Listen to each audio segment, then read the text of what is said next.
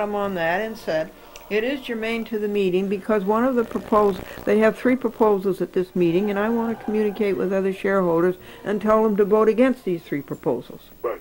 I had them. Yeah, good. So guess what they did? On Friday, November 3rd, they said, you can come out and see the shareholders list.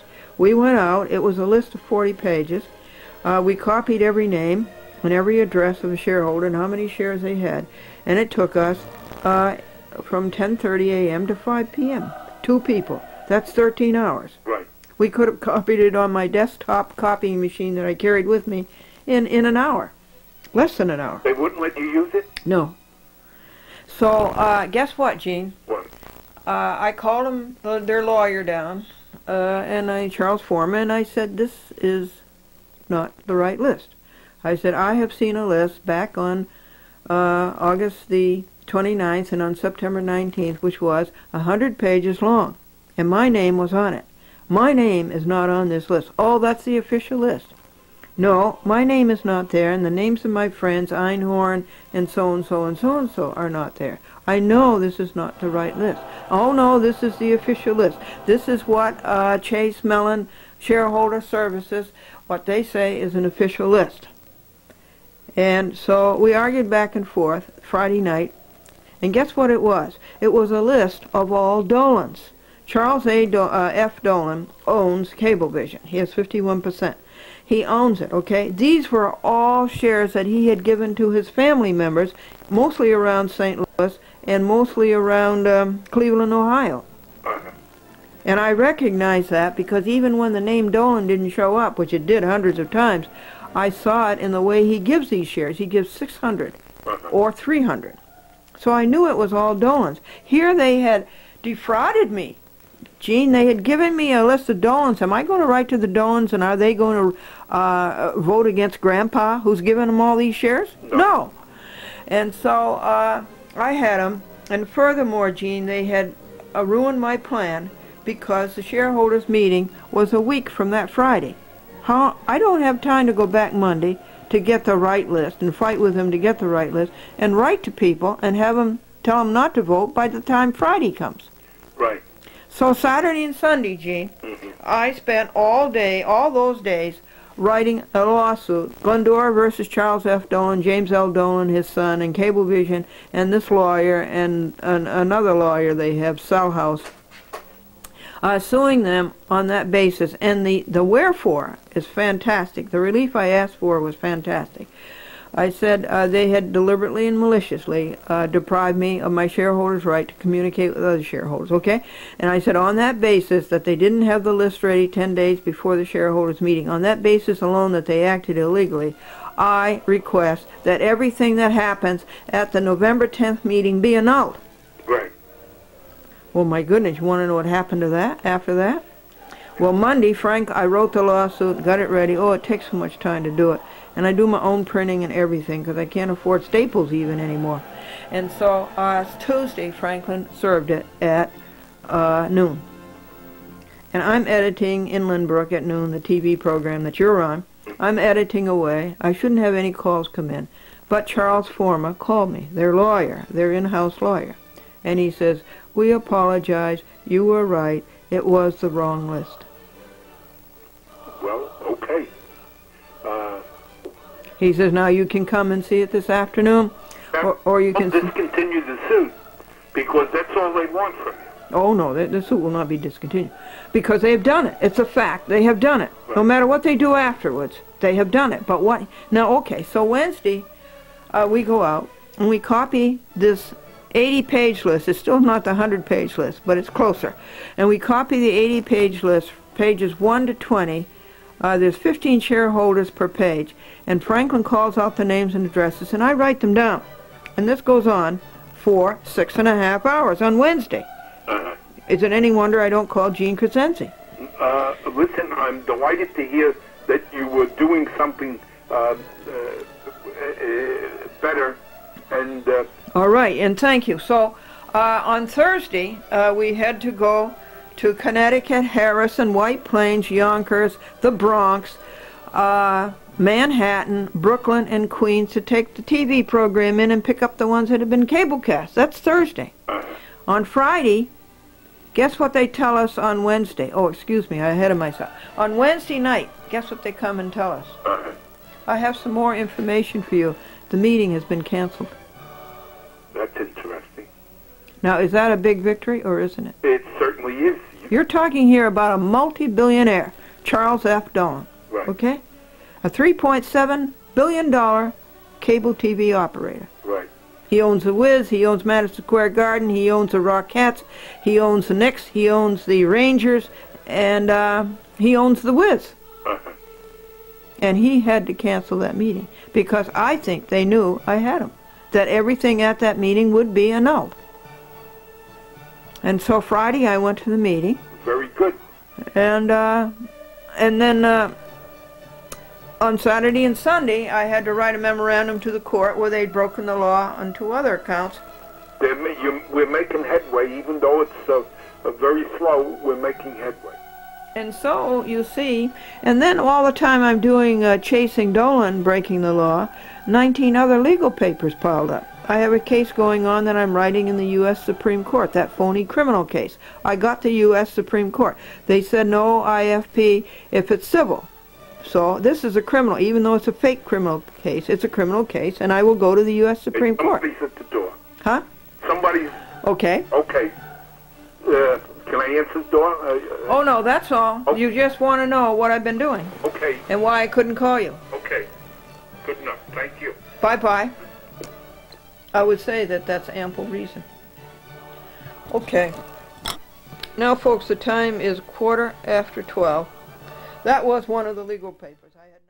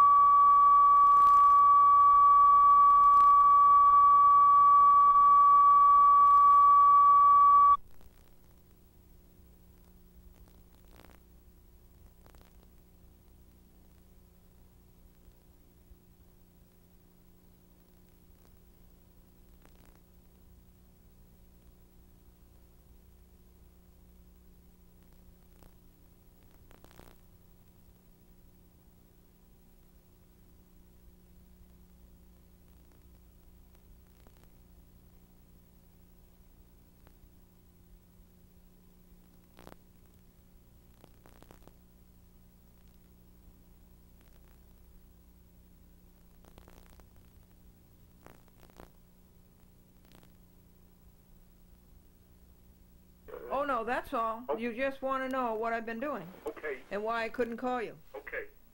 Good enough. Thank you. Bye-bye. I would say that that's ample reason. Okay. Now, folks, the time is 12:15. That was one of the legal papers. I had 19 legal papers due. Crescenzi was one of them. Everything he says about sewer service is correct. I have personal knowledge of it myself in Glendora versus Porzio, and I have the knowledge of Henry Husar and Dr. Carmine Basilio. Now, so 19 legal papers piled up. You've been all up to date on all of them. Guess what one? I drank the tea. You know, the neighbor next door gave us those delicious cream puffs that she made, and she says eat them with tea. So I did. But my body does not like things like that. My body is not immune to tea and coffee and caffeine. It's pura. And I go to bed at my regular time, 9 o'clock, and I'm awake until 10 o'clock. and I wait from 10 o'clock to 11 o'clock, and I'm still awake. And so at 11 o'clock, you just can't waste time like that. I got up.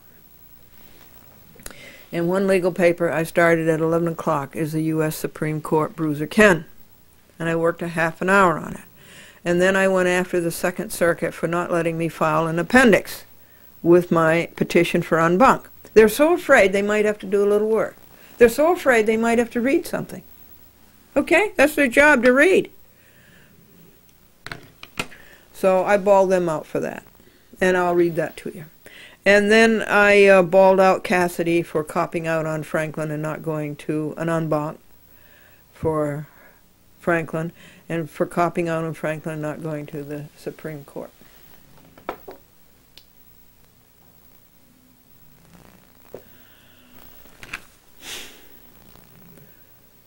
And now I have done, I think it's 10 half hours on the U.S. Supreme Court, trying to catch up on these 2 weeks that I've been chasing the Dolans for law breaking.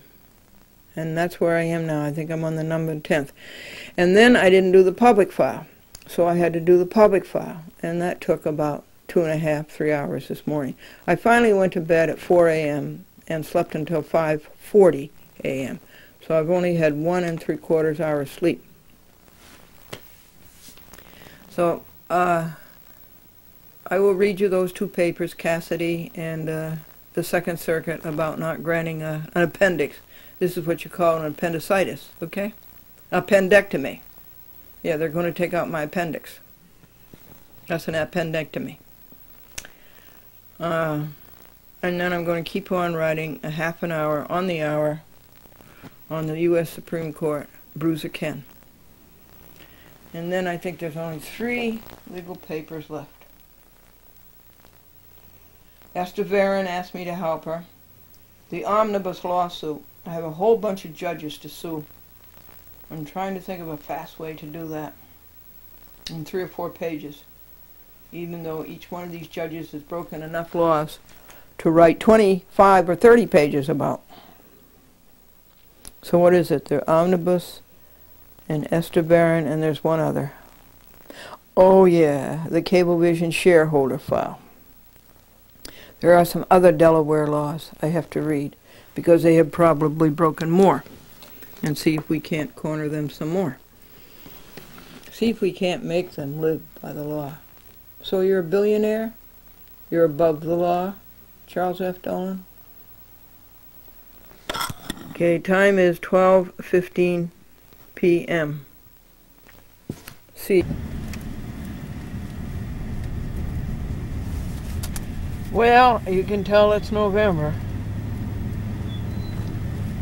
But the sun is shining, and the temperature this morning, I'd like to know what it was. Do you know what it is now? It was way below freezing. Franklin has the outside temperature on his dashboard, and it's 34. But I know it was way below freezing because when I took Rusty out, there was a patch on the sidewalk and it was icy. I don't know where I left off with the videotaping, so I'm going to have to do it backwards. This is November 21st, Tuesday. We're on our way to Lynbrook. Rusty distinctly likes to go in the car. Even when I was here yesterday and Franklin left on the errands, Rusty looked at the 1980 Dogmobile forlornly. He was really upset that Franklin was going and he wasn't going. We never leave him behind, never. Okay, now what happened? This morning I got up at, the alarm was set for 3. Apparently I couldn't make it, and I didn't get up until 3:45. Now what morning chores do you have to do? You have to see if Penny wants to go out. In the bathroom and brush, and 173 pounds. Yesterday I did fast until 4 p.m. and I didn't eat any animal products and I didn't eat any dairy products.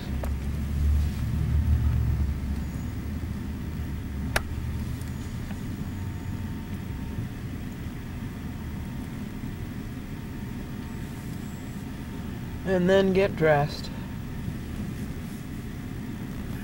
And then, this is a Chinese place we ordered from there last night, and I don't think I really liked it much. And then let Rusty out, but Rusty really didn't want to go far. He wanted to come right back into his house. That was at about 4 o'clock. And the first job of the day was to print the third page of the demand to see the shareholders' record, to see the books and the records by the Delaware law, section 220. I'll have to get that out and read it to you.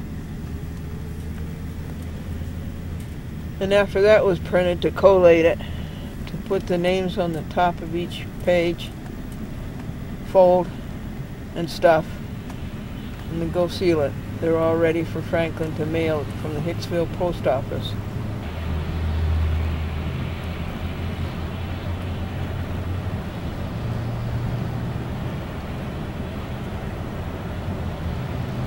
And so that was done. Next, make the beds, exercise the body, do the litter pans, clean up the kitchen, feed the cats, feed Rusty, give everybody fresh water, put away from the errands from yesterday,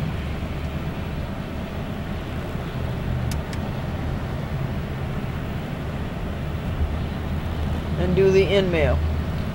Thank heavens there were no legal papers. The BCAT, public access, had to be renewed. A nice letter from Steve and Terry, a nephew up in Randolph, Maine. Is it Randolph? Some other town in Maine, up around Augusta.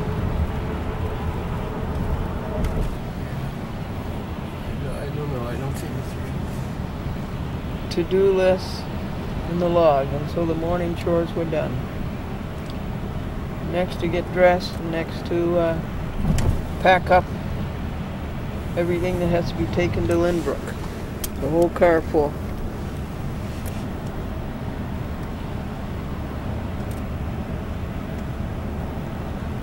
And then I went down to start the 1993 Lincoln, and it wouldn't start. So I told Franklin, and I saw if the 1980 Lincoln would start. It started right up. So he went down and boosted his younger brother, and we got it started and put the 1980 in its parking place in the driveway and got this one loaded and left at 8:35 a.m. Happened yesterday. All the morning chores again, there's 16 of them, and immediately sit down and write the omnibus. This is another omnibus lawsuit, suing many, many judges and many, many clerks in many, many courts, and many other people who rip off consumers. And it's the list of who to sue from the last quarter of 1999 through the first 3 quarters of 2000. And it is coming very well. I promised that I would start it on November 1st, and of course I was backed up 20 other legal papers. And so I couldn't get it going until later, and I've been making up a day, every day, one at a time, a half an hour each day. November 1st and 2nd got done Saturday, November 3rd through 7th got done Sunday, and November 8th through 13th got done yesterday. So we resume on that tomorrow after the chat with Glendora work is done. The other big job is the United States Supreme Court, and I'm making a statement of the case, and I'm up to after the phony trial and the fake pre-sentencing. That's where I am now, so that's very close to the end, and it's 20 pages, and you're allowed 36. So that is up to date. I told Estebaran what I would do if the town of court of East Hampton did to me what it did to her. So that's ready for her. So all the legal papers are up to date. MedCreate is 5 or 6 days behind. Praying is about 6 days behind. Telephoning is 150 calls behind. And there's about 19 details not done. This is the Hutchison River, named after Anne B. Hutchison.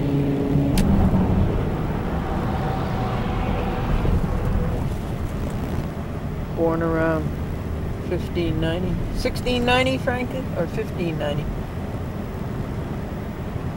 15.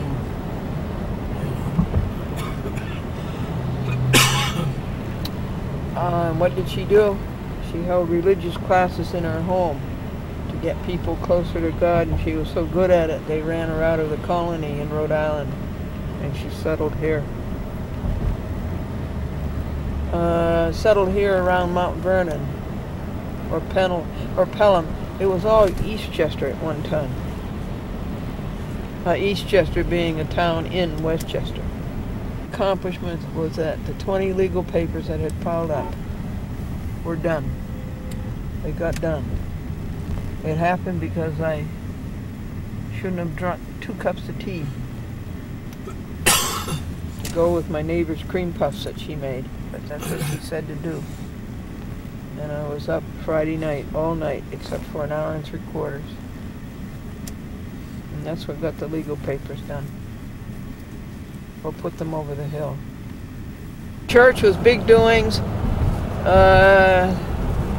The church honored Rabbi Wald and Ruth Kitchen, a New Rochelle councilwoman.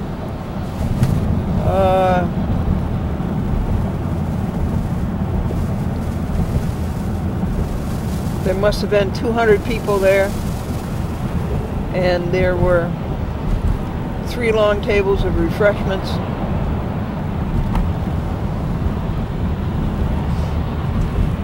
I took Rocky for a ride. No, I took Rocky for a walk. I took Rusty for a ride, of course. And didn't get home until 3 o'clock, and that's way too late. That has to stop. That was Glendora is up to date and ready to be edited today. Except We hate tolls. Citizens Against Tolls. Visit our website, We Hate Tolls. And one of the details I can't find time to get done is to make new signs. I gave them to Lloyd, and he hasn't gone over any bridges, and he hasn't used the signs.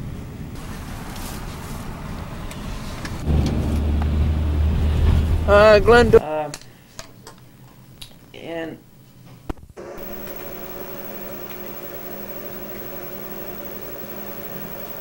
now, folks, I didn't have the battery ran out in the Lincoln, and I didn't have a chance to read you this legal paper. Here is the demand, and I'm doing it in the editing room. Mr. Charles F. Dolan, and of course we don't have any close-up mic, we're just using the mic on the camera. Mr. Charles F. Dolan, Chairman, Cablevision Systems Corporation, 1111 Stewart Avenue, Bethpage, New York, 11714. Telephone number 516-803-2300. Glendora is a stockholder of Cablevision Systems Corporation and has been since 1994. Herein is my written demand under oath to inspect the corporation's stock ledger, a list of its stockholders, and its other books and records, and to make copies or extracts therefrom. The demand is pursuant to the Delaware Law of Corporations and Business Organizations, Section 220B, reproduced infra. Any stockholder in person or by attorney or other agent shall, upon written demand under oath stating the purpose thereof, have the right during the usual hours for business to inspect for any proper purpose the corporation stock ledger a list of the stockholders and its other books and records, and to make copies or extracts therefrom. A proper purpose shall mean a purpose reasonably related to such person's interest as a stockholder in every instance where an attorney or other agent shall be the person who seeks the right to inspection. The demand under oath shall be accompanied by a power of attorney or such other writing which authorizes the attorney or other agent to so act on behalf of the stockholder. The demand under oath shall be directed to the corporation at its registered office in the state or in the principal place of business. So now, page 2 is the Bob Hope picture, and then page 3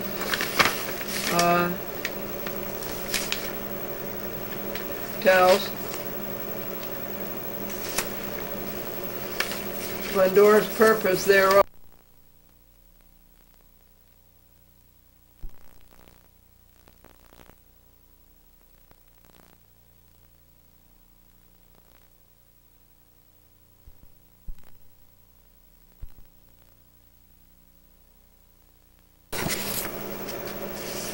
Glendora's purpose thereof is to communicate with other stockholders to see if we can change the management of this corporation and funnel the money to stockholders in dividends rather than to Dolan's directors and officers. This is a proper purpose.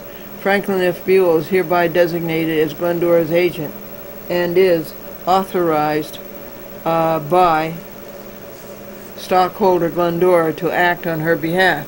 Either Franklin or Glendora will make the copies on their desktop Canon personal copy of PC 310. Under penalty of perjury, it's important for you to see that. Let me take the CG down. Gee, I never edited and videotaped at the same time. This is really live. Under penalty of perjury, Glendora has told you the truth, the whole truth, and nothing but the truth, and always has, so help her God. This demand is verified. Yours in truth, Glendora. A chat with Glendora, Box 416, White Plains, New York, 10602 914 949 9495. And you can see it's sworn to before me this 20th day of November by Brad Sachs. So that's it, folks. They have the demand now by the Delaware law. And there's really no way they can get out of this one, but we shall see. Watch what they try. Now, this is the United States District Court, District of Delaware, Glendora Plaintiff versus Charles F. Dolan, James L. Dolan, Robert S. Lembley, Cable Systems Corporation, Charles Former, Victoria D. Salhouse, Secretary Marine, Paul Ryan, Tony LaValliere, Robert Astorita, Chase Mellon Shareholder Services, Robert Callagay, Sadley, Stevens, Burke and Burke, and Thomas J. Hiltgard, defendants. And this is a memorandum to my assigned United States District Judge that defendants, Dolan through Sadley, violated 2 of my causes of action again this week. On November the 14th, 2000, Tuesday, circa 11 a.m., Franklin went to corporate headquarters, Bethpage. He said to the receptionist, I have the letter that Charles Former asked Glendora to write, and I would like to go over it with him. The report from Former's office was that Former, Salhouse, and everybody in the legal department are in New York City today. You see, that's more absenteeism. Wait a second while I turn the page. Nobody made a move to come and fetch the letter. Franklin asked to see Paul Ryan. He showed Glendora's letter to Ryan.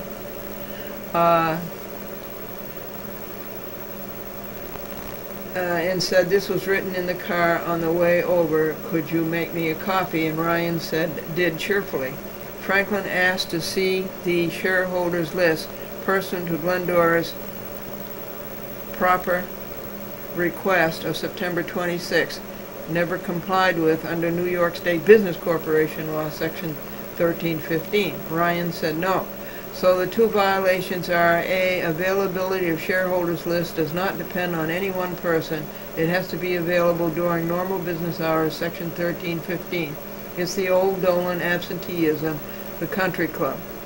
B, Glendora's statutory right to 1315 is violated again, and this is the 64th time. Dated November the 19th, 2000, White Plains, New York. Yours in truth, Glendora. So that's the legal paper that Franklin is serving on the defendants today and submitting to the court. Here's a notice to the clerk. Please send Glendora 18 blank summonses. Glendora will fill them in and return them to you for you to emboss with the court seal and sign. Please order the United States Marshal to serve these summonses on defendants pursuant to Title 28 U.S. Code. Please send Glendora the U.S. Marshal forms to fill in all their pretty colors, so she can send the United States Marshal Service the information. Glendora. Now this paper took 5 hours and $15.34, and the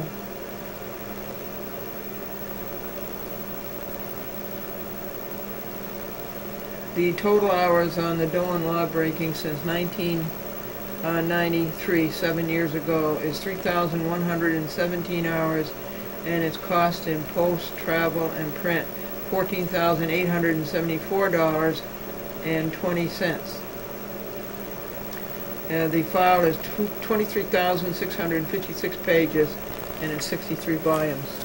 Those stats appear down there in the corner.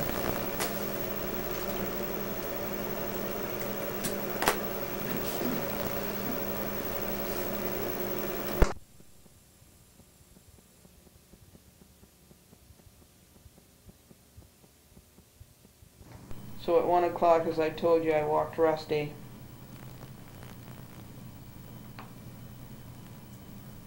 And I came back, and Maria said, one of the guys will take you upstairs. And I just kept walking, and I was in the elevator, and I went upstairs. I told her, I said, I'm going to the second floor conference room. And nothing came from that. Here is the Dippy press release, which is more advertising than it is telling the public about the cancellation of the meeting, and nowhere does it say why it's canceled. And this is the one that Charles Former promised to give me, would not give me, and then told Joe Scala to go lie about it. That was on Wednesday night. Cablevision's Rainbow Media Group tracking stock. Shareholders meeting to be adjourned. Contacts: Charles Schuler, Senior Vice President, Media and Community Relations. Frank Golden, Senior Vice President, Investor Relations. Oh, for heaven's sakes, 516-803-2270. Good, we'll have to call him about seeing the shareholders list. That's his job. Frank Golden.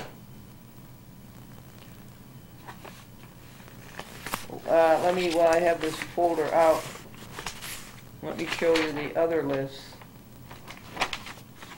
These are the questions that I wrote out and read to you. I never had a chance, of course, to ask because Charles Dolan doesn't want to answer questions. This is the page 31. That's our last page. And as I said, we did up to page 42. I guess I didn't say. We did up to page 42. Franklin would read the names, and Glendora would take them down, and the addresses and the number of shares. So we've done 42 pages, hand copied, and there's how many names per page, Frankie? 15? Yeah. 15 shareholders per page, and we've done 42 pages out of 80. This was Wednesday's list.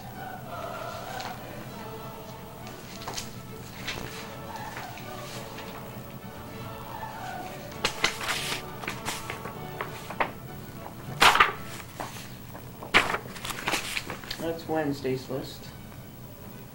And this is the Friday before, when they gave us the bogus list. And you've seen a lot of that list. So now I guess the paper is in order to the court. A motion of some kind. So, first of all, we got to clean up this mess.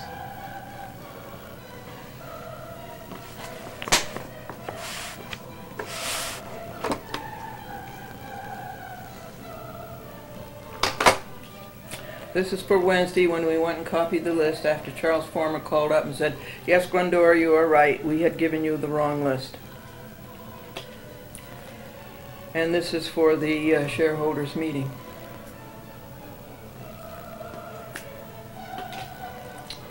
And this is Queen's Public Access TV.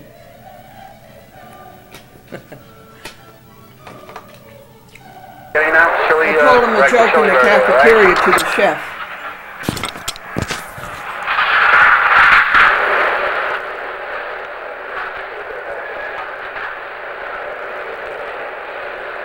George, the customer came into the restaurant and he said, is the chef in?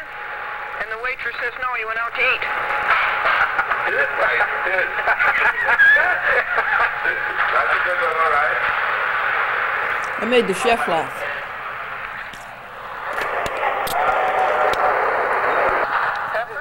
The chef's name was Brian. One of the chefs. I didn't see a pickle anywhere. No, I didn't see I that. like pickle. They certainly try to look like the Culinary Institute of America. Something like Victor. Oh, that's that one. Yeah, no, That's how they do it. They have that. One of the people in the insecurity department, Frank, told Glendora that a couple of people had told him that they had heard his name on a chat with Glendora because Frank had helped Franklin carry out the copy machine. And Frank was very interesting. He used to work for a bank in corporate security, and then he worked for, why do all these corporate people need so much security? Because they do so much wrong. And then it was bought by Astoria Savings, and they did wrong to the employees and let them all go and lost all the jobs.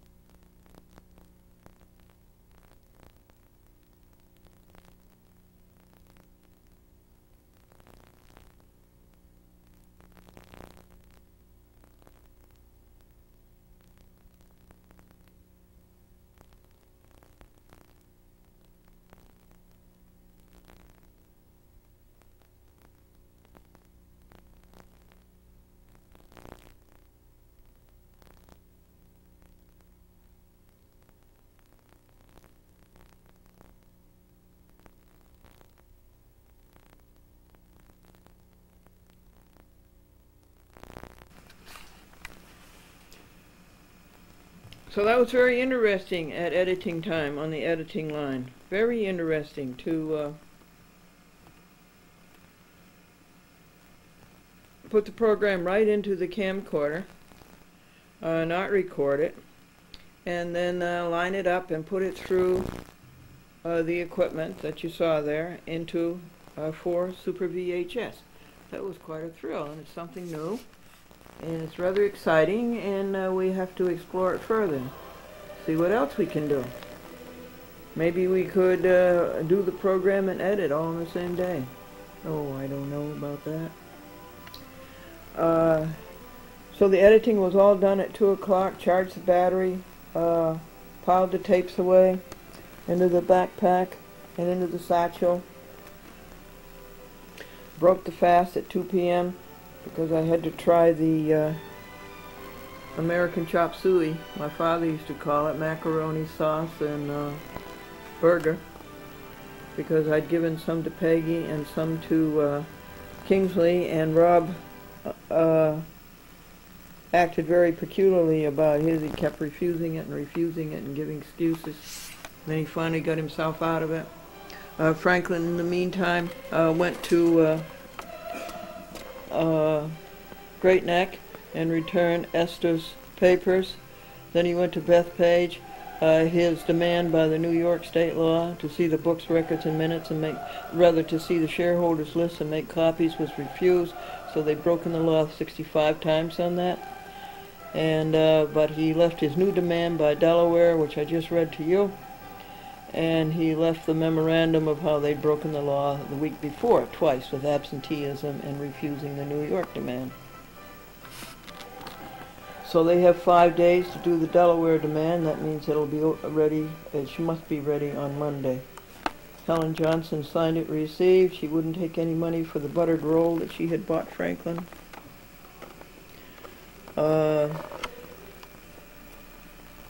Franklin thence went to Hicksville, and he served the other 4 defendants by mail, and he served the interested parties by mail, and he submitted it to the court along with his affirmation dated Hicksville, November 21st. Then he called Glendora, and he went to Angela's, and it was locked up tight a second week in the row. And he came to Lynbrook, and it took us 45 minutes just to go from Lynbrook up to Woodbury. The traffic in Long Island is really, really disruptive. We saw the public file, brand new files, 4 files, and they were dated rather recently. There was even one 1997, and it was the copyright filings where Cablevision has to pay NBC, ABC, and CBS, WNBC, WABC, and WCBS for carrying the broadcast signal. And we saw Amy Van Horn. V gave us 2 cups of ice water, the best drink there is.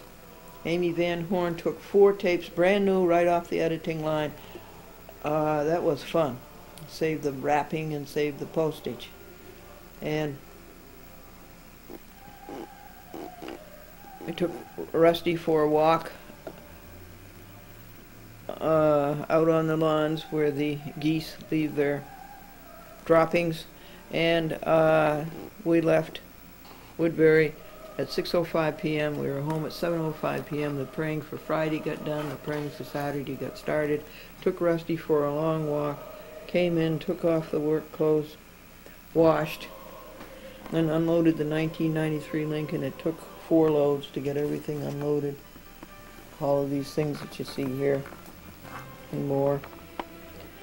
And then fed everybody and tried to help Franklin. He has the worst cold I've ever seen him have since I've known him. For 48 years, I've never known him to have such a bad cold.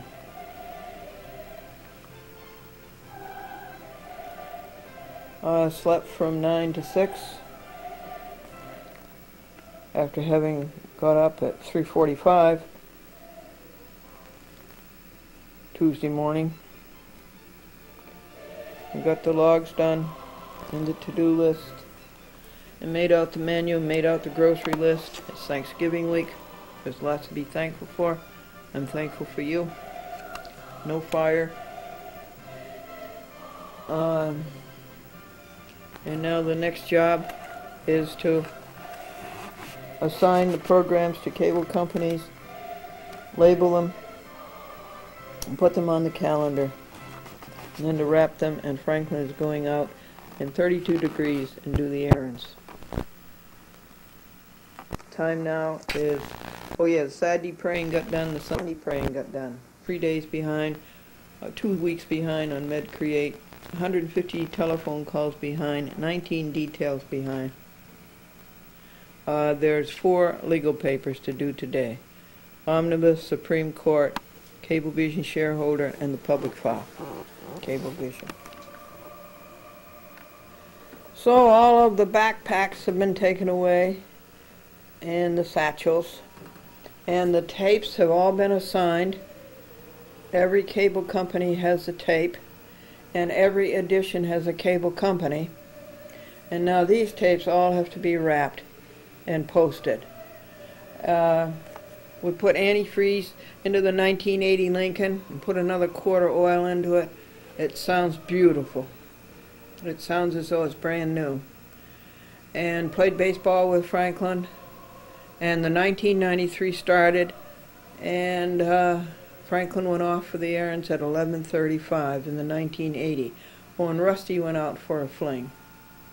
Now Rusty could stay out here if he would just leave the cats alone. I guess I could go get him and put the chair on top of the leash, because Ginny's up there in that box, and Penny, I don't know where she is, but little Katie is in her blanket on that rocker. The tapes are all wrapped. All 4 editions. 1, 2, 3, 4, 5, 6, 7, 8, 9, 10, 11, 12, 13, 14, 15. Franklin has taken Harrison and New Rochelle. And Franklin has taken White Plains. So look at this mess. And look at this poor little hungry kitty cat.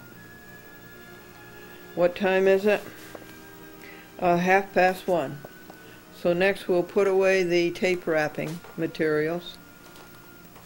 And this is a person who was kind enough to save the copy paper wrappings. And we'll put away the copy paper box.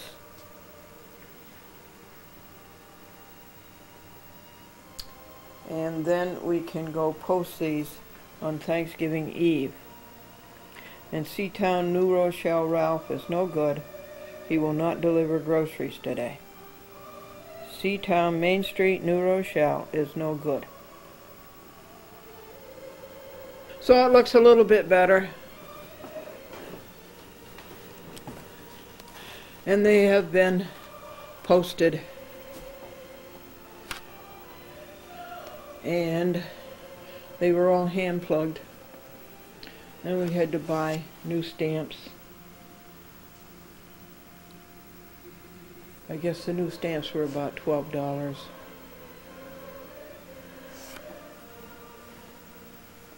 And I brought in a poor geranium before nightfall so that it won't freeze to death. I don't know what I'm going to do with these plants.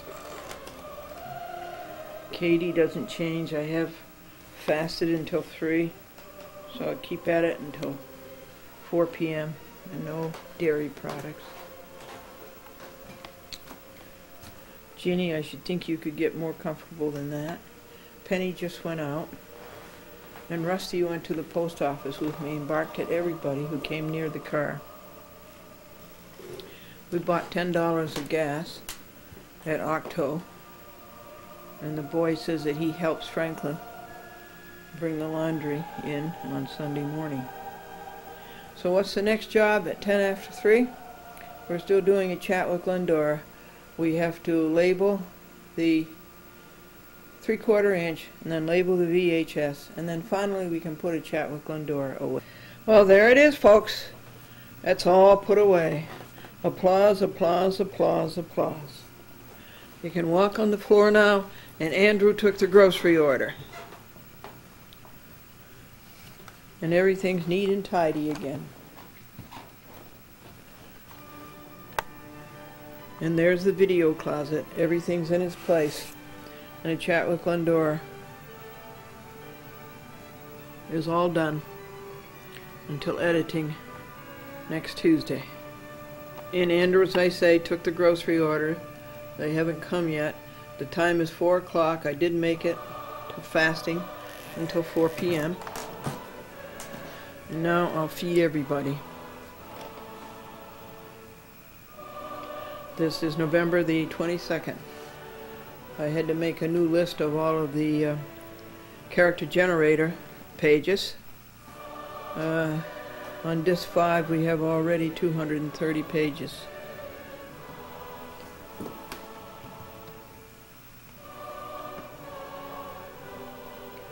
And Franklin isn't home yet from the errands. Frankie got home. I gave Rusty a great big dinner, as you can see.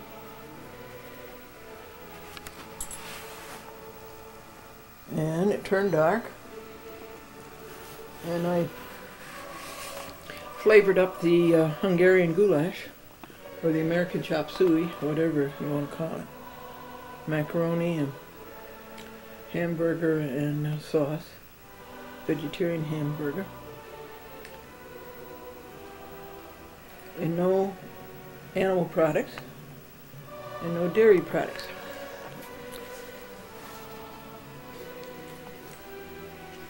Franklin says it's moderating. That's so it can snow. You see, if it's too cold, it can't snow. So it has to moderate in order to make us miserable with snow. And it's 6:40 p.m. Time to pray today. Tuesday prayer got done. Monday, Sunday, Saturday, and Friday, yesterday. See how clean these gloves come when you wash them on your hands, the way you wash your hands? I should show you these gloves when I come home from a day. They are dirt, black.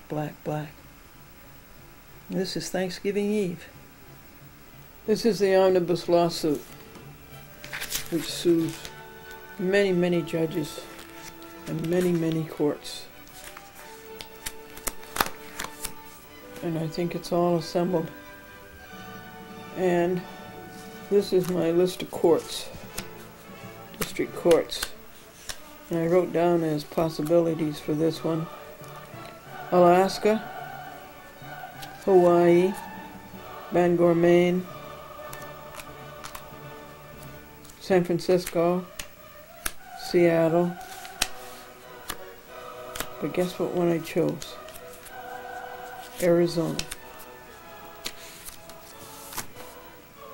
Omnibus lawsuit was behind. I said I'd start it on November 1st.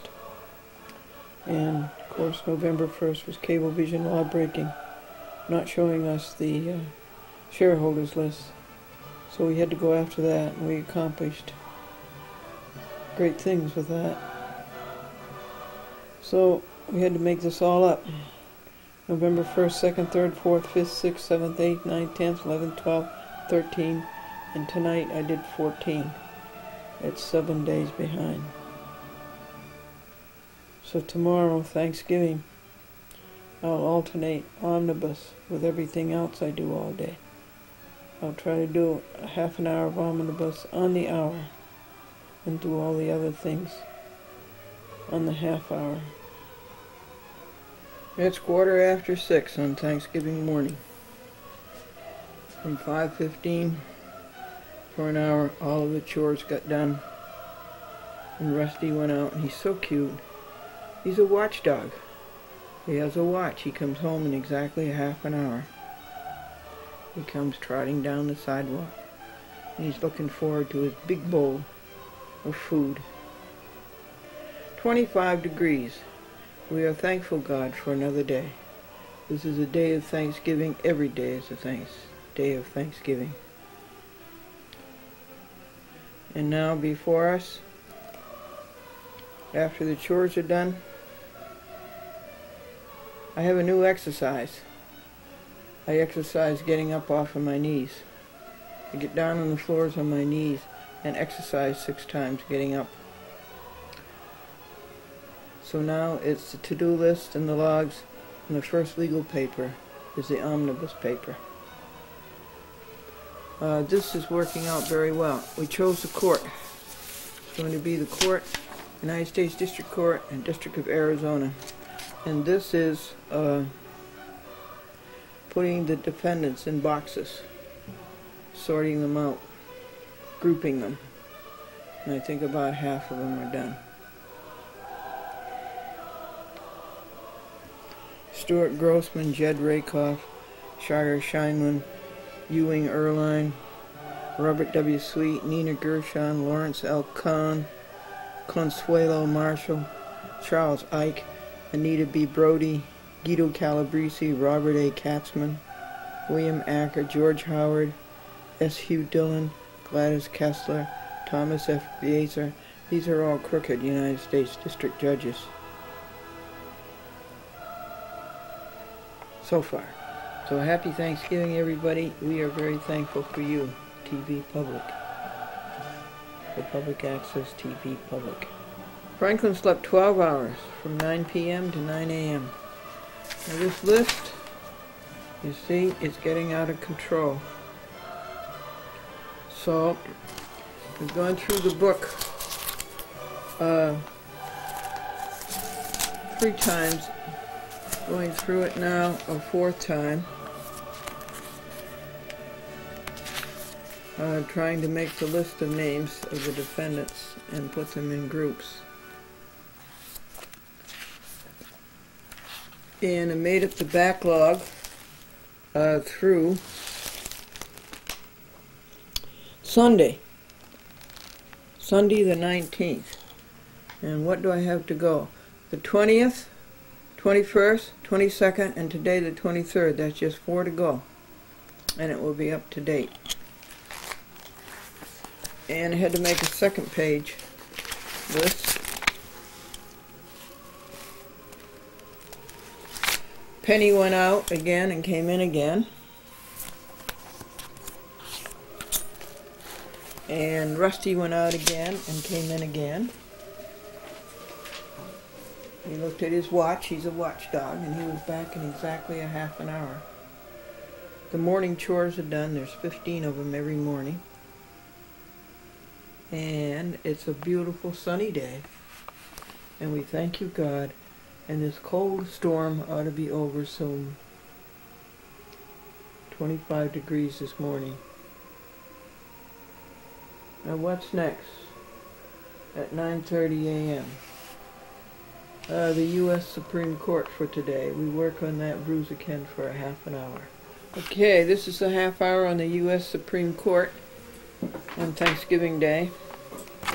The narrative is just about over. It's up to page 23.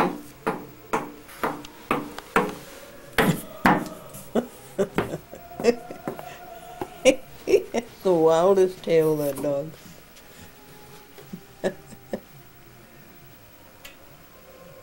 And so I think we're up to now where probation was a joke and a government expense, and that Glendora sued her probation officers, and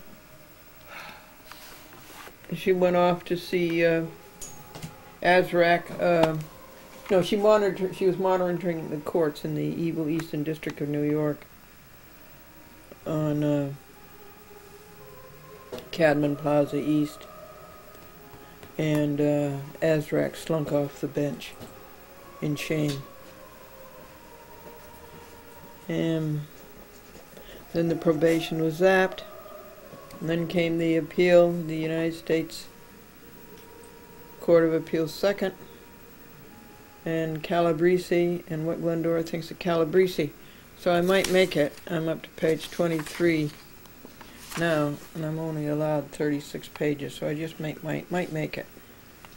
Of course, they're not going to read it, you know. The time now is 10 o'clock, and it's time to do the omnibus lawsuit, sorting out the names for the backlog of November 20th, which will be Monday. Just 3 more days to make. So, all of the defendants have been put in groups in the omnibus file lawsuit. And the next job was to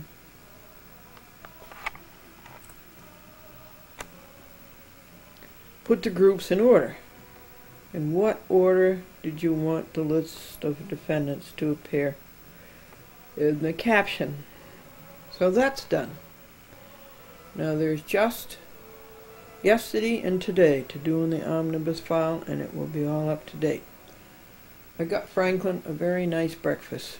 I would like to have eaten it, but I have to fast. And now, legal paper number 3 is Cablevision shareholder. So I brought the log up to date, Monday, Tuesday, Wednesday, Thursday. And the next thing is to file these papers into the volume 62. And Sunday, when we file paginate and do the hours and dollars on Dolan, we'll have to start a new volume. It'll be 64, and it will be yellow. The time is 12:35 p.m. and Franklin figured out how to get those spots off of the hearth of the fireplace. He scraped them up with a putty knife, and then I gave him solvent, turpentine solvent, and that took the rest of it up, and then he washed it, and it's beautiful. And he also fixed the screen in the fireplace, got it back onto the rod. So he's accomplishing a lot. And now he's gone to screw the doorknob. He got a small screwdriver and see if he can screw the doorknob on Glendora's clothes closet or the coat closet in the foyer. The first 15 judges being sued have been listed, sketched out. Franklin is doing his statement of the case for the U.S. Supreme Court. Rusty went out for a stroll. It's a beautiful clear blue sky on Thanksgiving Day. The temperature is about 34 or 5. And now this is the third legal paper, the public file. And the time is 2:27 p.m. I can eat in an hour and a half. Hi, Katie.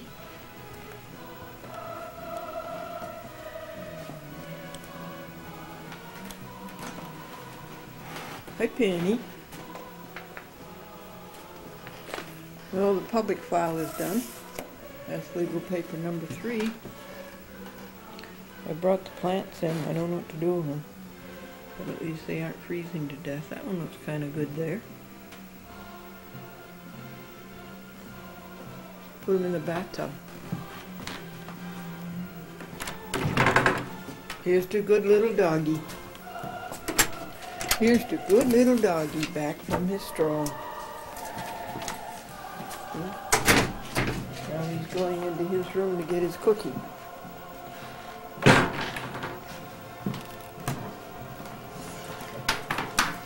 Here, come here to the cookie jar. Here to the cookie jar. Here's your cookie for being a good doggy. Yeah, good doggy.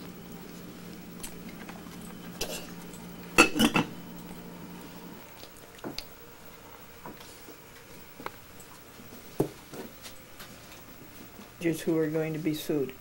This is today's, and in a half an hour it'll be up to date. The omnibus, 23 days. Behind 23 days made up. Hooray! Omnibus is up to date. Hooray. The 23rd day, half hour is done. This is the list of the Group 1 defendants. This is the judges. circuit judges, United States District Court judges, city judges, village judges, Supreme Court judges. And here's a group 2 defendants. The First Circuit, Boston, who filed an appeal on their own. I never filed an appeal with them on 2 cases, Glendora versus Fox, Glendora versus Nickerson. They just filed it on their own. They have no notice of appeal signed by Glendora. Franklin is reading the New York Times. And it's 3:45, and now we'll cook the Thanksgiving dinner. And here is Thanksgiving dinner. And Franklin and I went over a list of at least 40 things we are thankful for. And he said thanks for a chat with Glendora, and Glendora says thank you for the viewers. Thank you for you. And here are 2 pumpkin pies in the oven that we made. This is the first half hour done on Jackson in the St. Louis court. Galgano versus James L. Dolan and the Texaco Group 2 defendants. It's best to read this to you after it's all written. Read it to you all at once instead of in pieces. What times is that? Monday, Tuesday, Wednesday, Thursday?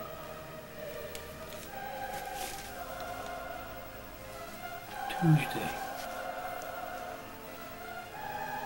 Now we'll have some pumpkin pie that we made. MedCreate was 18 days behind. Did quite a lot making up for it tonight. Poor Penny. She wanted to go outdoors and we forgot she was out. She was there a long time. But now she's by the radiator and very happy. And Rusty's sound asleep in his bed. I want to get Rusty a foam rubber mattress and cut it in 2, twin size. Get him a new fluffy blanket. And a pillow. He loves a pillow. So here's MedCreate. It's just a little bit more to do on it. And then have to do the think drawer for 3 weeks. But in the think drawer no more is who to sue. It's all cleaned out. And time to make the beds and go to sleep. Oh boy. So I was awakened at 1:10 p.m. a.m. rather by Franklin's coughing and being so uncomfortable, and I had to find something to make him more comfortable. Orange juice,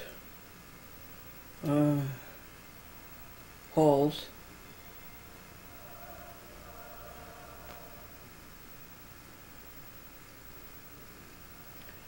and now he's resting quietly. And once up at 1:10 a.m. and awakened by that, I'm bothered by Jackson, who was obviously paid off. She and the party and the gang were all paid off by Dawn. And so a lot of thoughts came about that. And the reason this fake dismissal was so long coming is that the longer the gang of judges and the party out there in St. Louis waited, the more Dolan had to come up with, the more money he had to come up with. So that has to be resolved with the Rule 60B motion. Otherwise you won't get the paper into the court because the file will be closed and they'll just do their dirty work of returning it to you.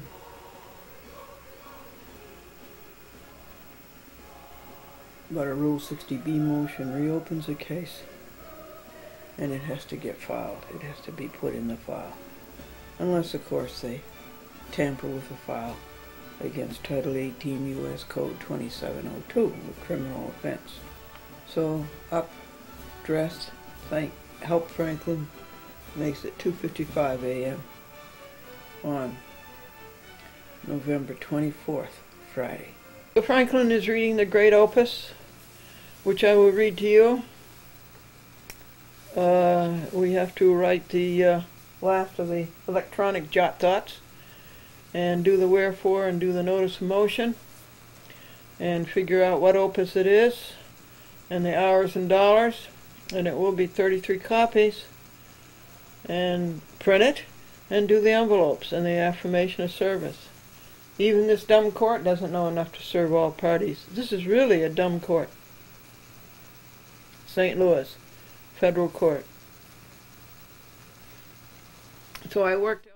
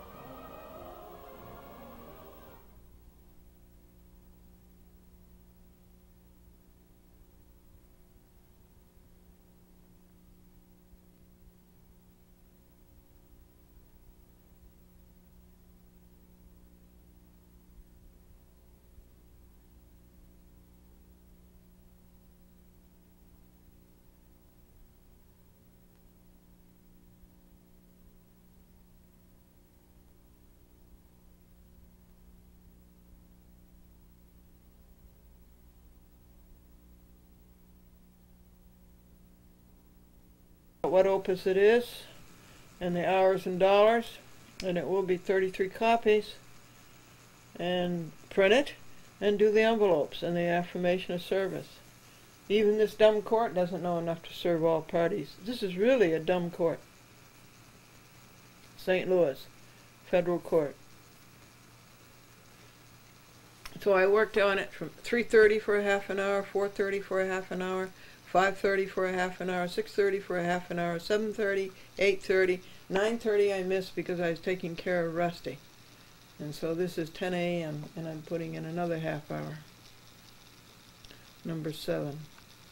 It would be 3.5 hours. Franklin is doing his finances. The checking account. I think that this Jackson paper is finished being written. It took 11 hours and $63.70. And the total Dolan law-breaking has cost 3,172 hours and $14,994.90. And the Galgano versus James L. Dolan has cost 1,023.25 hours and $2,514.24. Total number of pages of Dolan law breaking is 23,7 718. There have been 1,365 lies told by the Dolan gangsters, 664 volumes, 576 mailings, 6 file drawers, and 406 TV reports. It was just 7 years and 2 weeks ago that the Dolans broke the law, taking a chat with Glendora off of public access TV. This is a big paper, it's 40 pages, and it's 33 sets. So it'll be 2-3 hours printing this. This is the notice of motion here, and this is the affirmation in support of. And this has to be printed.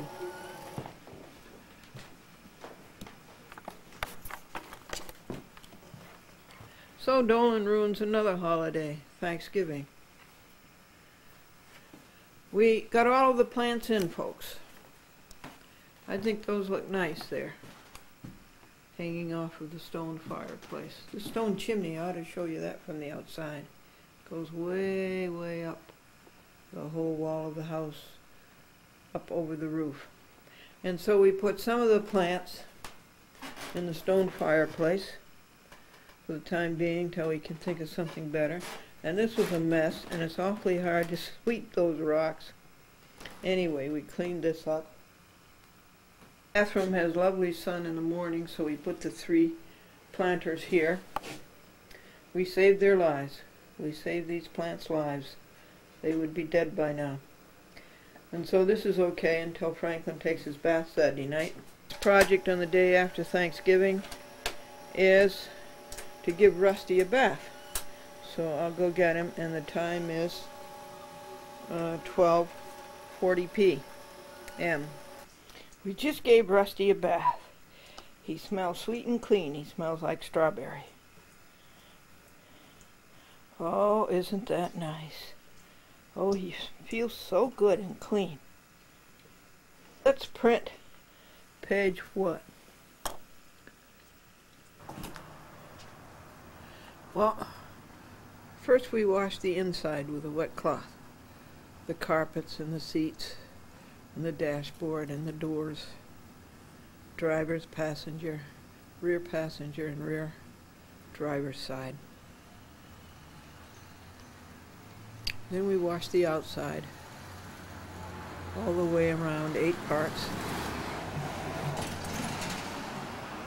And we wash the windows inside and outside. Rusty gets them so dirty. And we wash the wheels a little bit. It took an hour, 1:30 to 2:30. Then it's a hard job to wash the cloths.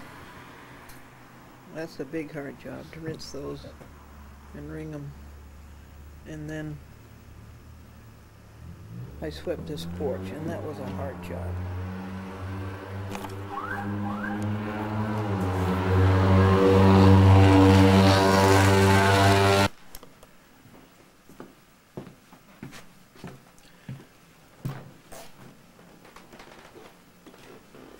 And Penny goes out and stays all day, and that's bad. And Franklin's fingers were white. He had no blood in them at all. What are you back to now? Trying to find the $400 that the ATM says you don't have and that you say you do have? Is that it? Yeah, I found part of it. Well, that's good. We won't stop payment and So Franklin says it was Verizon. Wouldn't you know? Well, It was Verizon that mixed it all up. I was off now to find 257. And Glennie is back to printing Jackson. And all that has to be done on that is the printing and the envelopes. Address the envelopes, return address,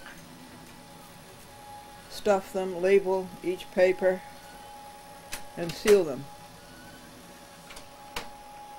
And there's a clean doggy. Oh, he's such a clean doggy. Oh, and he loves that bed. I gotta get him a bed just like this.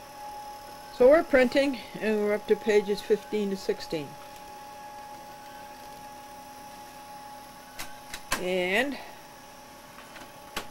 I'm going after details today. I got 3 legal papers that should be done.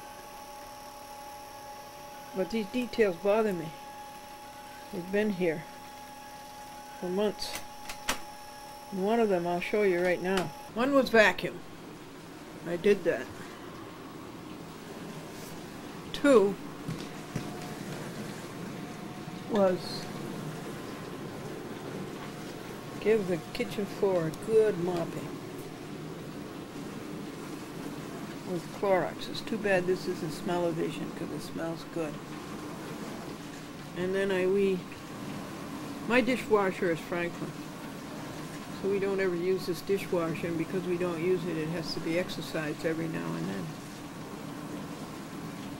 Those are car cleaning cloths. One more detail to do. Franklin is still trying to find the $250.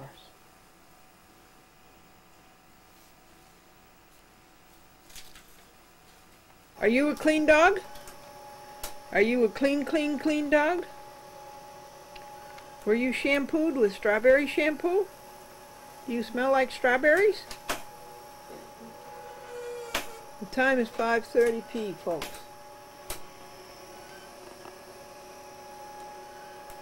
On Friday, November 24. It's Saturday morning, 32 degrees. It was supposed to be sunny, and then it was supposed to rain, and it's moderating. And this is the end of printing Jackson, which is about 40 pages, 33 sets. Rusty's been for a stroll. I told the mama next door that she was a fantastic cook. She says, were they good? I said, they were much better than that. Boy, is she a cook. And they got in their Lincoln Navigator and drove off. I started printing this and working on this and doing the envelopes. There's all of the envelopes, 30 envelopes. And I moved Rusty's bed over to here, but see, he doesn't like it. I guess he just likes being... Joe said that his former business had nothing to do with football, but it ended up in the hands of a receiver. And if it weren't for work, where would all the Dolans and the board of directors go to rest up? Is the boss all business? Well, I'll say. I saw him on the beach last summer, and he was wearing a 3-piece bathing suit, and it was pinstriped. The toy business is returning to simple toys. Rubber balls are bouncing back.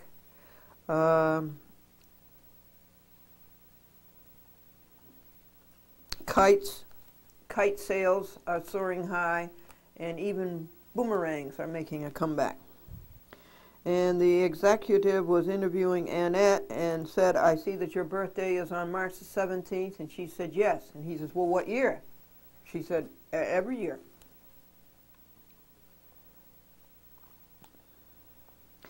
And about Cablevision, you can say, as a shareholder, that we'd make a change in management, except we can't figure out who's running the company now. And creative writing is something that you occasionally find in magazines, but you'll always find it on resumes. And Steve says, I won't tell you how badly that the company is doing, but I walked in and asked for change for a 50, and they made me a partner.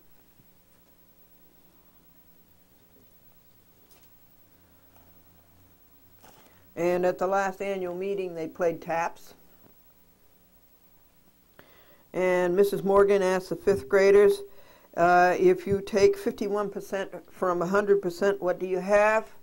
And the little Dolan grandchild said, control of the company. And do you know what an efficiency expert is? That's somebody who tells you how to run your business, but he's not smart enough to own one of his own.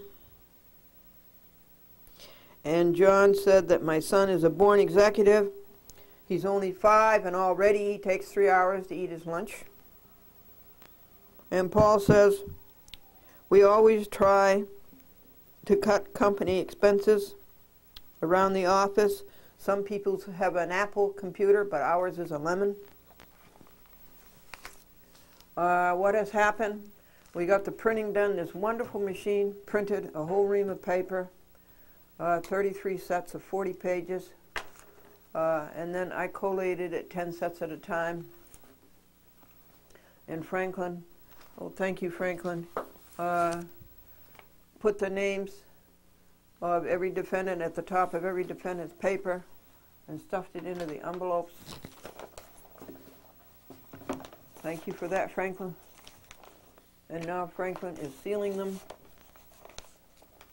And here's the affirmation of service. And one of those goes to Glenn. And one of those goes to the court, the Crooked Court in St. Louis.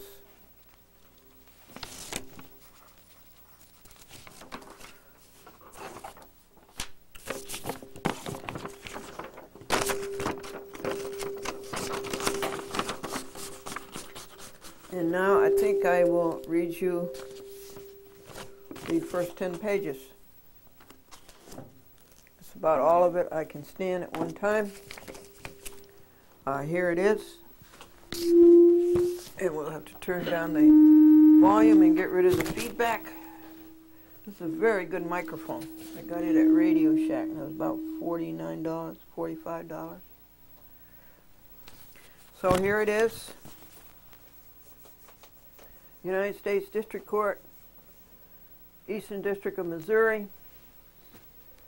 St. Louis. And the plaintiffs are Lori Galgano, Philip Goldstein, and Glendora.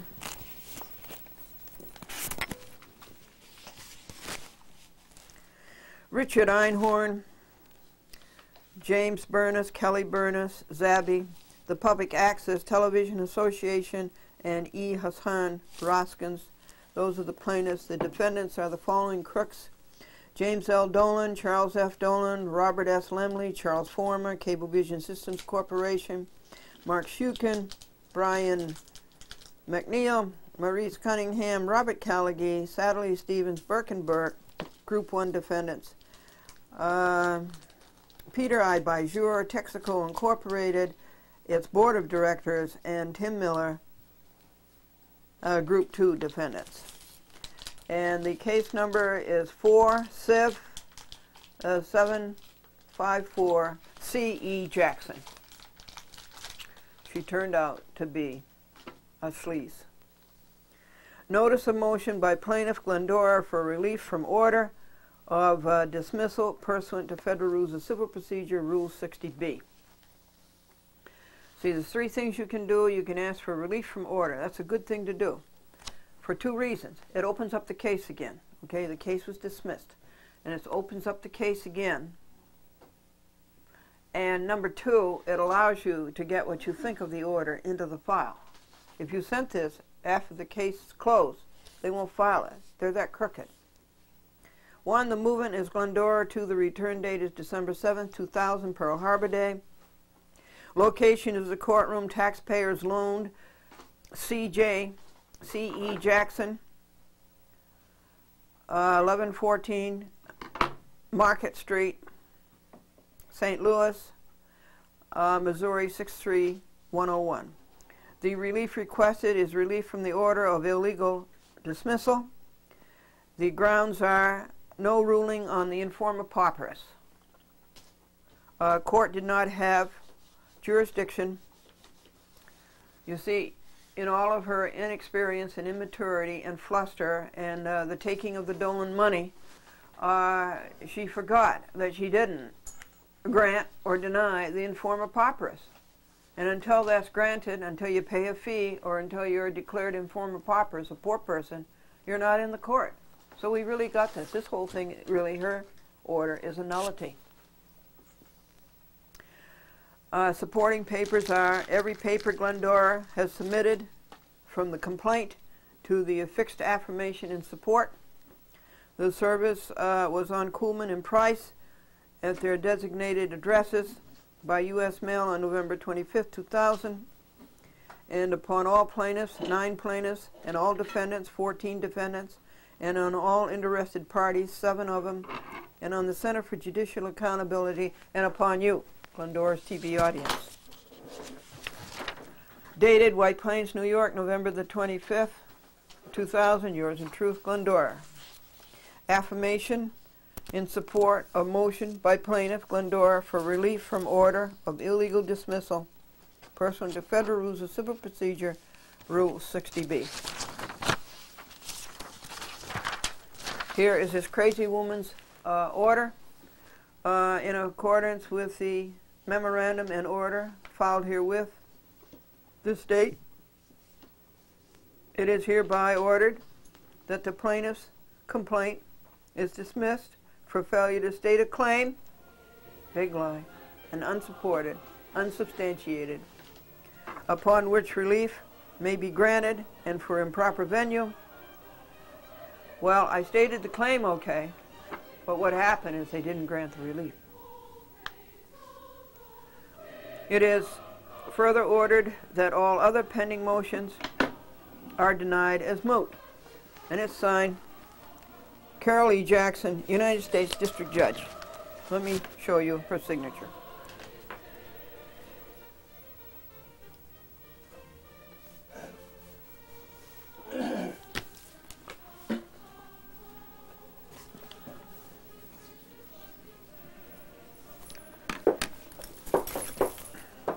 Glendora says, shame on you.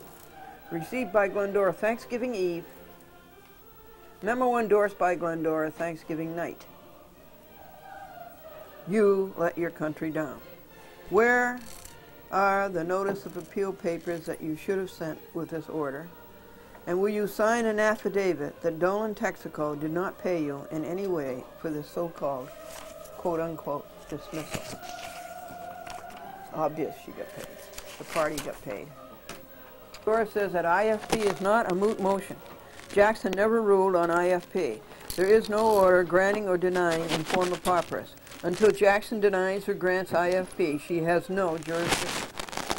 So her November 17th order is a nullity. It is void.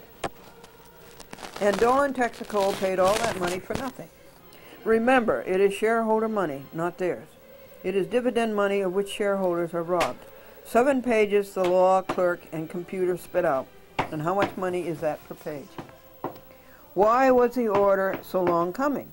Well, the longer Jackson and the political machine made Dolan wait, the more Dolan had to pay, the more money he came up with.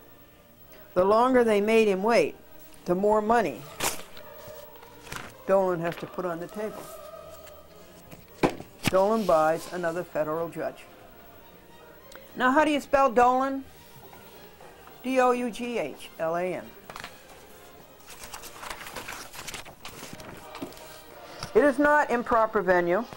Read Moore's Federal Practice, chapter by Varro, on venue. Failure to state a claim is a lie. It is mere dictum. Why did it take you so long? Why should Schutz, an inferior paper, take since April? This court has acted badly since the pro se clerk messed up the summonses. What papers did you read? In New York State Supreme Court, a judge has to state what papers he read or she read. Did you read any of Glendora's papers? She worked so hard on them and used up her Social Security money, and Glendora opines that you did not read the papers. What decided this case was money to the party. This is evident in the Poirot papers of Coolman and Price. They were just tokens. So here is the so-called wicked memorandum and order that was paid for by shareholder money. Glendora says, what can you expect from a court who cannot read a caption? It is Mark Shulkin, not Mark Schulson. Glendora told the court this 6 times, and this proves that you never read the papers.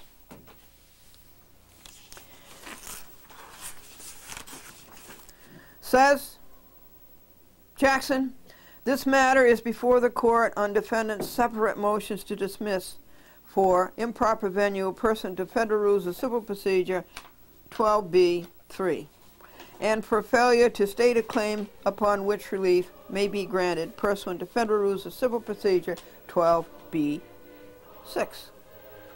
Plaintiffs have filed responses in opposition to the motions, and the issues have been fully briefed. Well, Glendora does not agree. Footnote: the complaint does not identify the relationship that the plaintiffs, other than Plaintiff Glendora, have to the allegations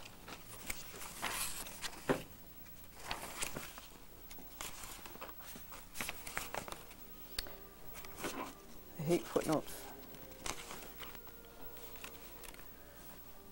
Or whether such plaintiff is asserting all claims against the defendants. None of the allegations against the Group 1 defendants refer to any plaintiff other than Glendora.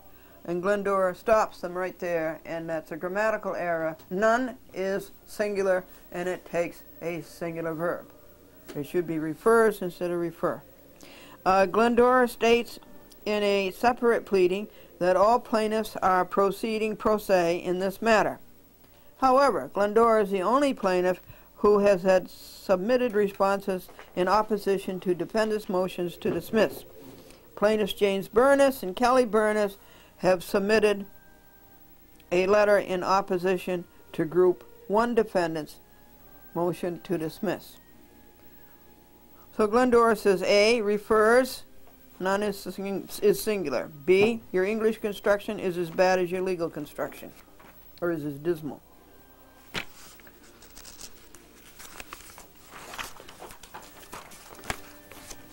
Glendora says, this is Thanksgiving. We do not give thanks to you, nor to what you did to our country. Glendora 1, Bonjour lost Texaco. It's gone. It's gone to Chevron. Shall I appeal or sue? Sue is faster. I'll do both. Glendora creates 2,000 pages of sound argument, and Jackson Law Clerk is not up to it. 6 pages of drivel.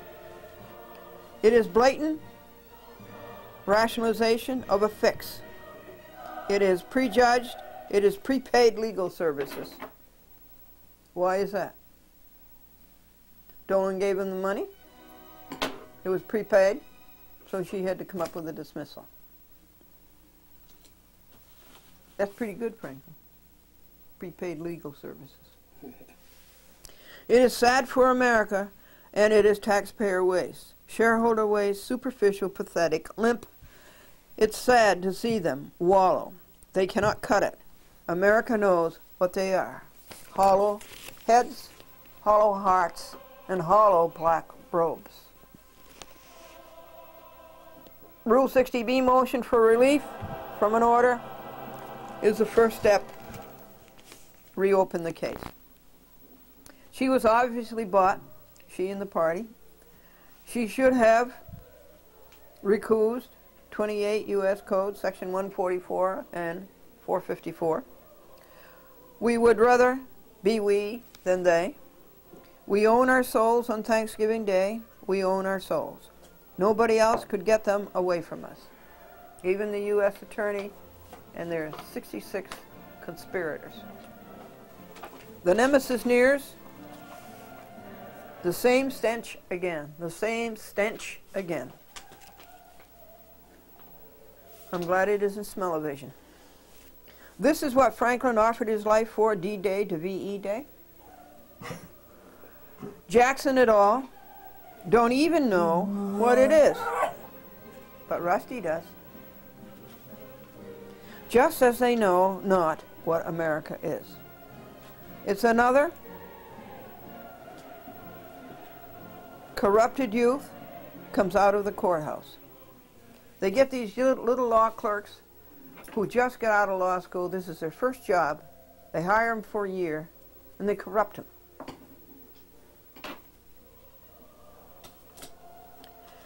Get up the graphic. Another U.S. district judge betrays America. Dolan buys another judge. How much did Dolan have to pay? Did Bajur pay, or was the Dolan money enough? There are a lot of Dolans clustered around St. Louis. Franklin and Glendora see them on the shareholders list. Charles gives the progeny blocks of 600 shares or 300 shares.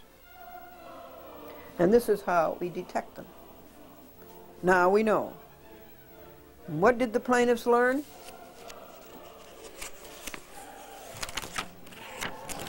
They learned the demoralization of the courts, the stench, and the magotry. Jackson's timing is so evil. Thanksgiving Eve. Thanksgiving Eve.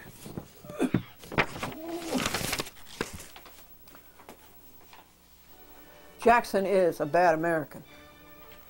She rules against free speech. See her frivolous order of November 6, 2000, in a frenzy about interlinears and marginalia. It is so immature. She is not mature enough to be a judge. Why did she get out such an order so close to the hoax dismissal? We know who the puppets are and who pulls the strings. The money came faster than they thought it would. That's why those two orders were so close together. Jackson writes, Plaintiff Glendora is a resident of White Plains, New York. She produces a television program entitled A Chat with Glendora, which she distributes to various cable systems in the New York metropolitan area for broadcast on public access channels. Oh. Ignorant. Not broadcast. It is cablecast. Public access goes through a coaxial cable. Broadcast is over the air.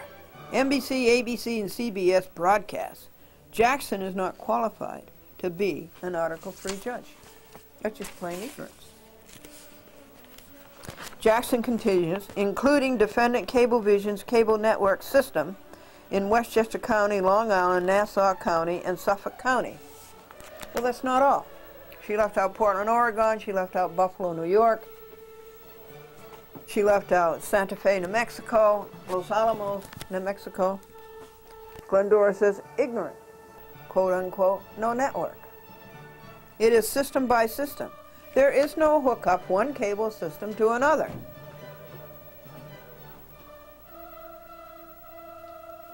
Even when the systems are contiguous. Even when the systems are contiguous. For instance, the Nassau system is contiguous with the Hauppauge system. But you have to send a tape to Hauppauge, and you have to send a tape to Nassau.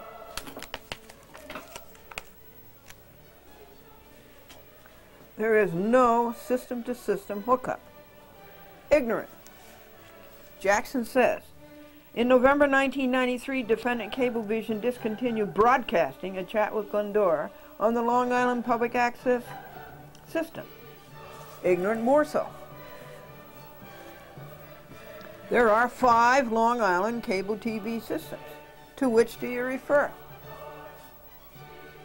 Jackson is unqualified to be a United States District Judge. There are no, quote, public access systems, unquote. There are